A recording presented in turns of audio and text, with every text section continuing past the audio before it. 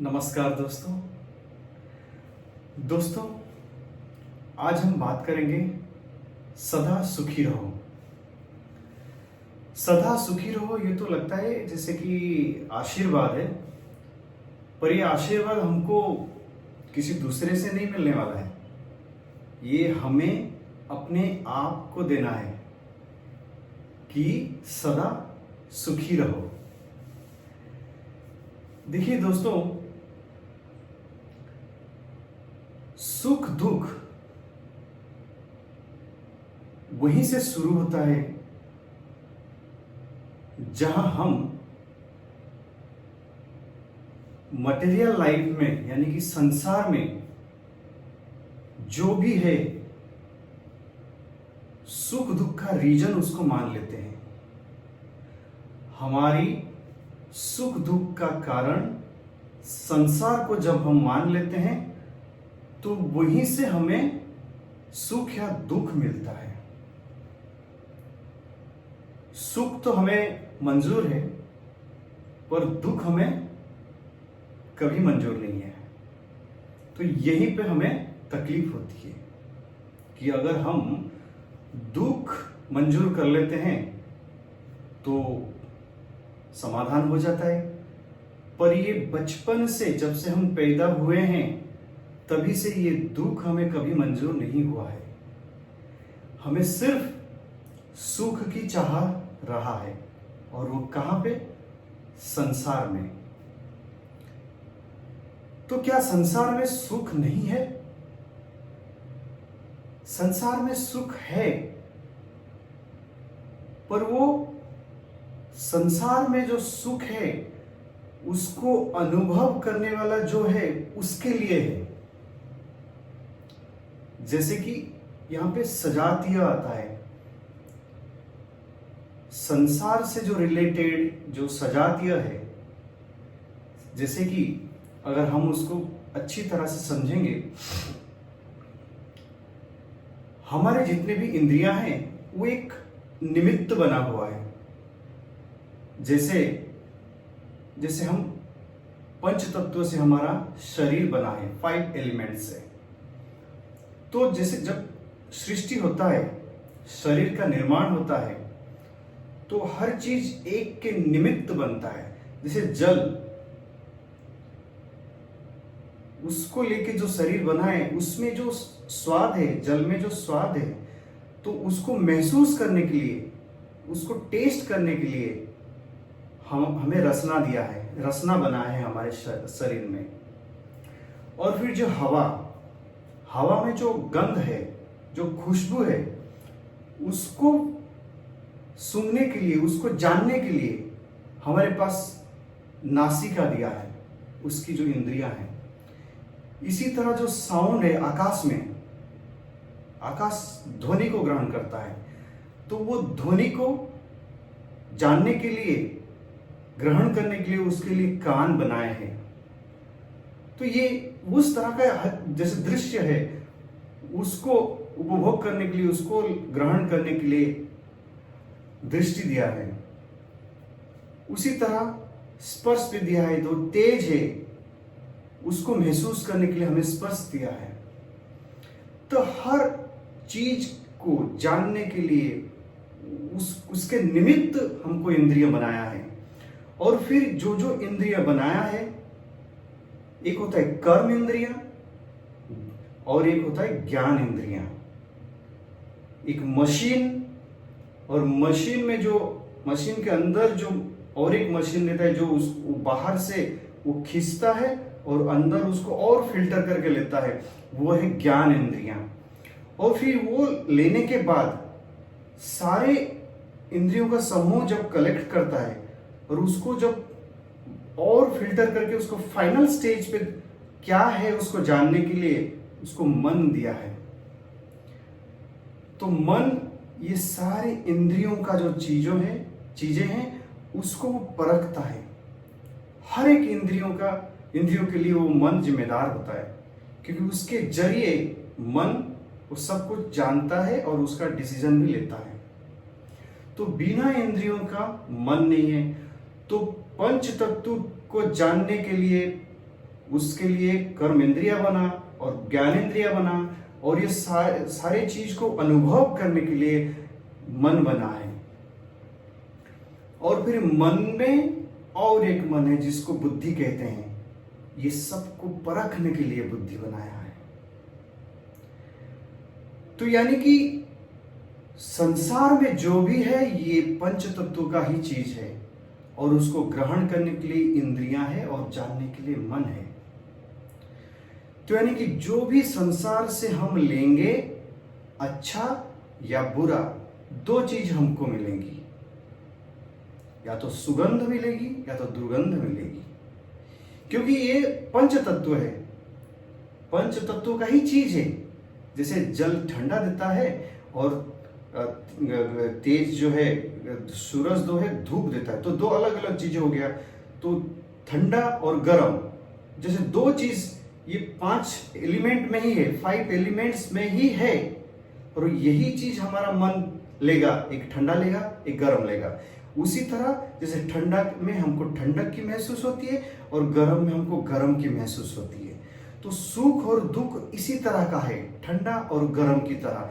पर ये जो पंच तत्वों का है, प्रकृति का बनाया हुआ चीज है, उसी का ये लक्षण है। जो मन उसको जस्ट उसको बता रहा है कि ये ऐसा है, और उसको फील करके बता रहा है कि ये ऐसा है, ये ऐसा है, ये एक सुख है एक दुख है। तो दो चीजें होता ही है हर चीज में। तो साउंड जब क्रिएट होता है तो एक स्पीड ज्यादा साउंड आता है, कभी कम साउंड आता है, ये मूवमेंट है। आकाश में ध्वनि इस तरह का मूवमेंट होगा, उसका नेचर है। तो कम ज्यादा, तो हमारा कान कभी कम सुनता है, कभी ज्यादा सुनता है, कभी मीठा सुनता है।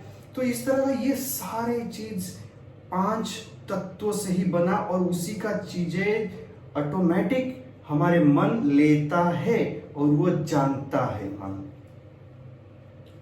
और जब हम मन, ये सारा दुनिया इस तरह का बन गया है कि हम मन की, सब लोग, मैं भी वही सोच रहा हूँ, वो भी वही सोच रहे, वो भी वही सोच रहे, सब लोग लोकल ट्रेन में ही जा रहे हैं। इसलिए हम एक दूसरे को इसी का ही ज्ञान देते रहते हैं। ये सही है तो इसका ये कर, इसका उपचार ये है, उसका उपचार ये है। तो हम ये पंच तत्वों के बाहर नहीं निकल पाए, इसी में ही घूमे रहे, इसी मन के चक्कर में ही हम घूम रहे। हर एक व्यक्ति इसी को लेके डिसीजन लेता है, इसी का अच्छा बुरा, उसी में एक नया दुनिया बना के, नया किताब बना के इसका और एक दुनिया बना डाला। पर इसको जो चलाने वाला, जो शक्ति देती है, जो हमारी आत्मा है, ये भी हम जानते हैं कि हमारा शरीर को चलाने वाला एक और सूक्ष्म है जो शक्ति देती है। वो हम जानते हैं, हर पल जानते हैं, पर उसके बारे में कभी नहीं सोचते हम, क्योंकि हम उसको देखते नहीं है। हम मतलब मन तो 5 इंद्रियों को लेके काम करेगा, उसको क्या जरूरत है कि इसके बारे में सोचे, क्योंकि मन का डेफिनेशन है, वो सोचता रहेगा। और सोचेगा कैसे? इंद्रियों जो बोलेंगे उसको, और इंद्रियों वही लेंगे जो पंच तत्व में है, क्योंकि पंच तत्व में जो है इंद्रिया भी उसी से बना है और मन भी उसी से बना है, और ये सारा संसार उसी से बना है। पर ये संसार में जो व्याप्त है, जो एनर्जी है, जो इन सबको शक्ति देती है, वो है हमारी आत्मा, जिसको हम जानते हैं पर उसको हम मानते नहीं है, रियलाइज नहीं करते, क्योंकि वो हमें प्राप्त है, वो पहले से प्राप्त है, इसलिए हमें उसकी कदर नहीं है। और मन इतना बिजी हो जाता है इंद्रियों के चक्कर में, तो यहां तक मन अपने आप को लगा नहीं पाता। इसी चक्कर में हम घूमते रहते हैं, जन्म पे जन्म, जन्म पे जन्म, ये चलता रहता है साइकिल। अगर जब हम अपने आत्मा की तरफ मुंह कर लेंगे, तब ये चक्कर खत्म हो जाता है। इसी को बोला जाता है कि हमने भगवान से विमुख हो गए हैं। हमने मतलब मन आत्मा से विमुख है, उल्टा बैठा है, और जब सन्मुख हो जाएगा आत्मा के तरफ, तब ये जो इंद्रियों से जो बाहर की चीजें मिल रही है, जिसमें उलझ के रहता है मन, वो उसमें ना उलझ के वो आत्मा की तरफ जाएगा, क्योंकि आत्मा इतना दिव्य है कि उसके आगे ये इंद्रियों का सुख जो है ये बहुत छोटा हो जाएगा। इंद्रियों का सुख तो मिलेगा क्योंकि इंद्रियां है ही खुला ग्रहण करने के लिए प्रकृति से, बट उसका सुख लेगा पर उसमें आसक्त नहीं होगा, क्योंकि उससे ज्यादा सुख उसको आत्मिक सुख मिलेगा, क्योंकि आत्मा का सुख बहुत बड़ा होता है। तो उसमें कैसे अटैचमेंट हो मन की आत्मा में? आप बोलेंगे कि यार ये सब की क्या जरूरत है, जब अपने अंदर है तो हमको एहसास क्यों नहीं हो रहा है? क्यों नहीं एहसास कराया उसी ने? वो जो भगवान हमारे अंदर है, जो भगवान सर्वशक्तिमान है, उसने हमको एहसास क्यों नहीं? इसमें घुमा क्यों रहे हैं हमको? फिर हमें इतना उलझा क्यों रखा है?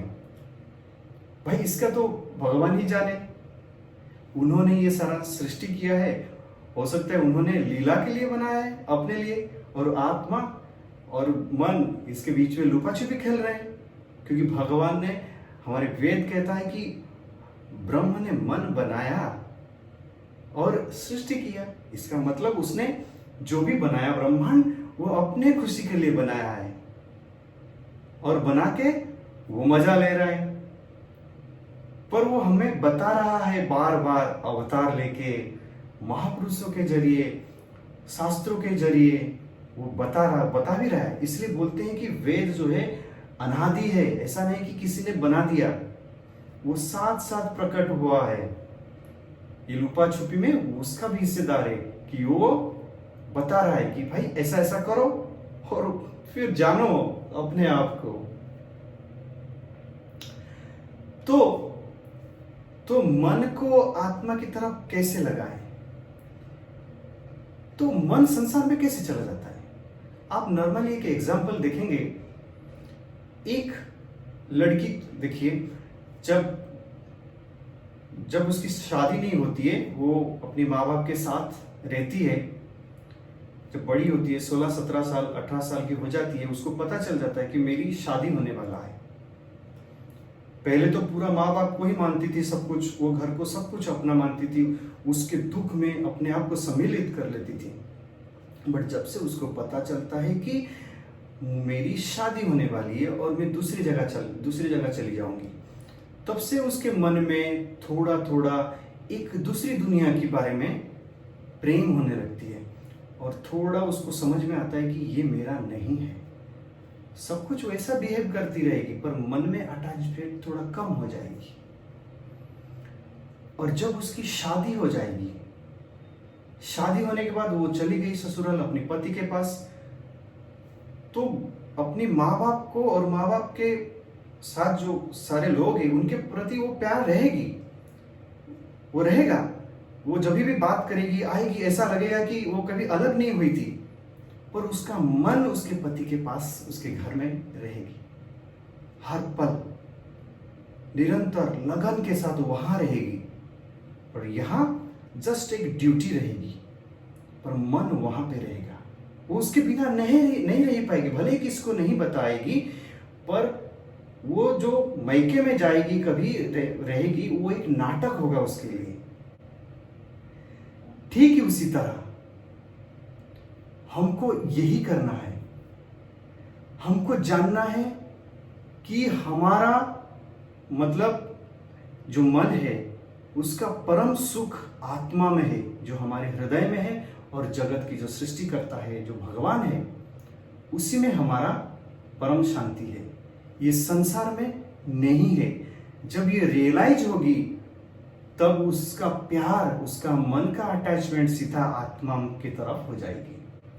तो हमें रियलाइज करना है कि संसार में सुख नहीं है। कैसे सुख नहीं है? क्योंकि कभी ना कभी संसार हमें छोड़ के जाएगा, या संसार को हम छोड़ के चले जाएंगे। और जो सुख मिलता है वो कांस्टेंट नहीं है, वो बदलता रहता है। आज इसमें है, कल उसमें है। वो क्यों है? क्योंकि ये सारा इंद्रियों के जरिए जो बाहर मिलता है, वो उसको जस्ट अनुभव दिखाता है, उसकी क्या है चीज बताता है, और हम उसको समझ लेते हैं कि भाई ये सब कुछ है। सुख दुख सब कुछ है ये। तो इसीलिए हमको उसी में उलझ जाते हैं हम। तो हमको समझनी चाहिए, आसक्ति नहीं होनी चाहिए हमके संसार में। संसार के लिए हम करें जो भी चाहिए। जैसे संसार में हर चीज एक सिस्टमेटिक होती है, कैलकुलेशन होती है। ये हम इतना इन्वेस्ट करेंगे तो इसका रिटर्न इतना आएगा, हम इतना डिपॉजिट करेंगे तो उसका इंटरेस्ट इतना आएगा, हम ये वहां जाएंगे तो हमको ये देखने को मिलेगा। तो ये सारा चीज संसार में कैलकुलेशन होती है, इसमें बुद्धि की जरूरत होती है। तो जो बुद्धि है हम इसे संसार के लिए रखें, और जो मन है, मन को आत्मा के पास सरेंडर करें। आत्मा का सुख है बहुत बड़ा। तो संसार का सुख हमें मिलता रहेगा, सब कुछ मिलता रहेगा, पर वो छोटा लगेगा। इसलिए हमें आसक्ति नहीं होगी उसमें, हमारा आसक्ति आत्मा की तरफ होगी। तो ये जो आसक्ति है, ये अगर संसार की तरफ हो गई तो फिर उसमें राग और द्वेष पैदा हो जाती है। आसक्ति ऐसी है, राग में भी आसक्ति होती है, द्वेष में भी आसक्ति होती है। अटैचमेंट, वो मन की अटैचमेंट। जैसे महाभारत में धृतराष्ट्र दुर्योधन के प्रति राग मोह से अटैचमेंट हो गया था उसका, दुर्योधन के प्रति, इसलिए वो सब कुछ भूल गया था। उसको हर पल दुर्योधन दिख रहा था। और कंस को देखिए, वो द्वेष भाव से कृष्ण को देख रहा था, पर उसको द्वेष भाव में इतनी आसक्ति हो गई थी कृष्ण के प्रति, उसको पता भी नहीं था, पर द्वेष भाव में उसको हर पल कृष्ण कृष्ण कृष्ण दिखाई दे रहे थे। तो आसक्ति राग में भी है, द्वेष में भी है, दोनों में मन की अटैचमेंट है, और दोनों में ही सर्वनाश है।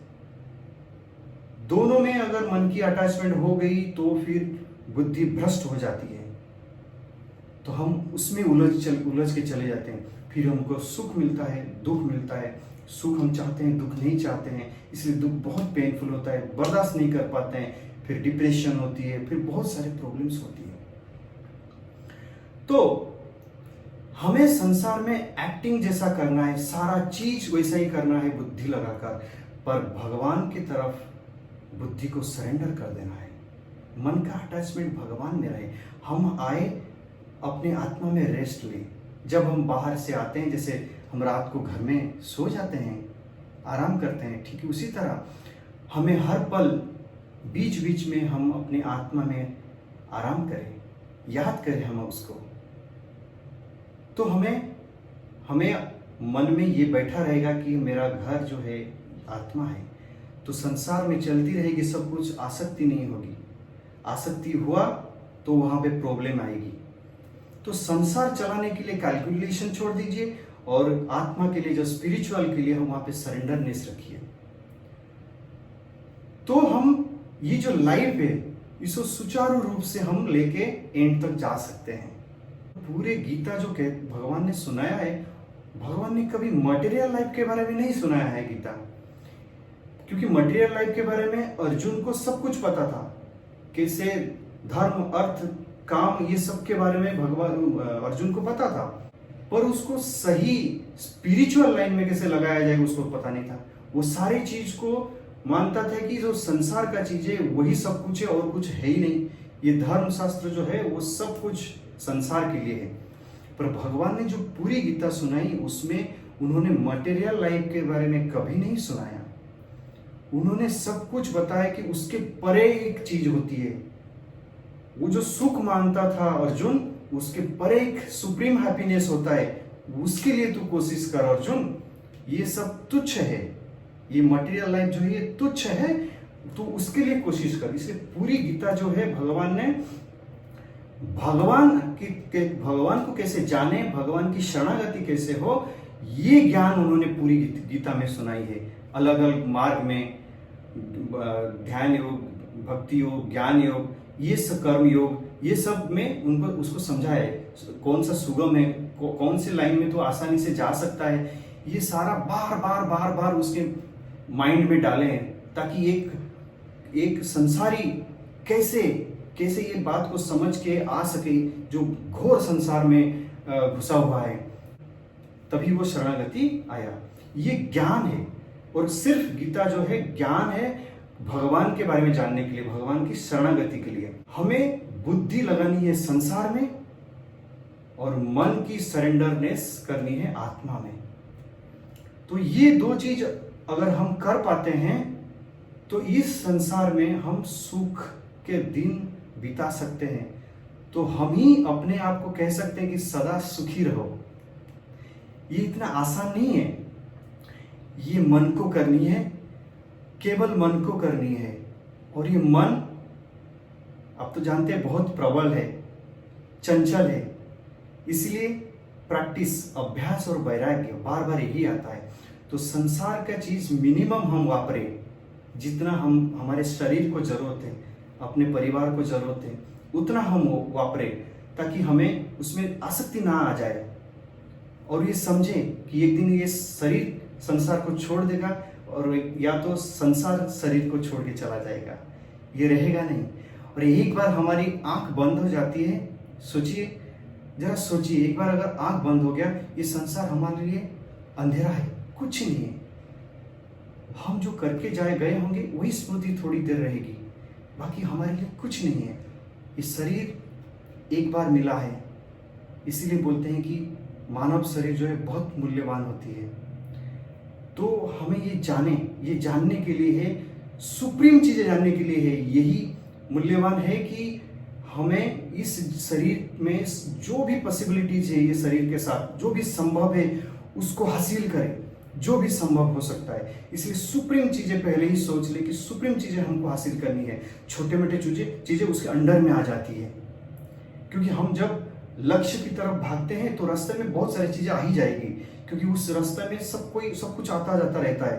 तो हम जब सुप्रीम हैप्पीनेस की तरफ बढ़ेंगे तो बाकी सब तो संसार में हमारा शरीर जब तक है वो मिलता रहेगा, क्योंकि शरीर निर्वाह के लिए प्रकृति अपने आप जुड़ाएगी सामान, तो इंद्रियां अपने आप ढूंढेगी, मन अपने आप ये करेगा, बुद्धि अपने आप जुगाड़ करेगा, ये सारा मिलता रहेगा। बिल्कुल घबराने की जरूरत नहीं है। और मिनिमम चीजें जो शरीर को चाहिए उसी से वो संग्रह करें और मन को थोड़ा कम प्रेशर रखें, ताकि मन संसार से थोड़ा आत्मा की तरफ हम ट्रैवल कर सकें। क्योंकि ज्यादा प्रेशर मन के ऊपर देंगे तो फिर यहाँ के लिए समय नहीं बचेगी। और बीच बीच में हमें थोड़ा संकल्प करें कि हम ध्यान, प्राणायाम और पूजा अर्चना ये सब करते रहेंगे। मन की अटैचमेंट उसमें रखें और तत्व को जाने, महापुरुष को सुने, और यह हम अपने दिमाग में बैठा के रखें। इस तरह का अभ्यास करते करते हम मुकाम तक पहुंच सकते हैं। तो दोस्तों, कथा तो अनेक है। ये मंथन, जैसे मैं भी मन से बोल रहा हूँ, मेरे मन में जो मंथन होती है वही मैं बोलता हूँ। ऐसा नहीं कि मैं किसी को उपदेश दे रहा हूँ, ये मेरा ही मन का मंथन है और मेरा ही मन इसी को समझने की कोशिश करती है। बार बार मंथन के बाद जो समझता हूँ वही मैं बोलता हूँ। तो मैं भी उसी रास्ते पे हूँ, और अगर मेरी तरह कोई है वो भी उसी रास्ते में चले। आशा करता हूँ आपके समझ में आई हो और मैं समझा पाया हूँ। नमस्कार।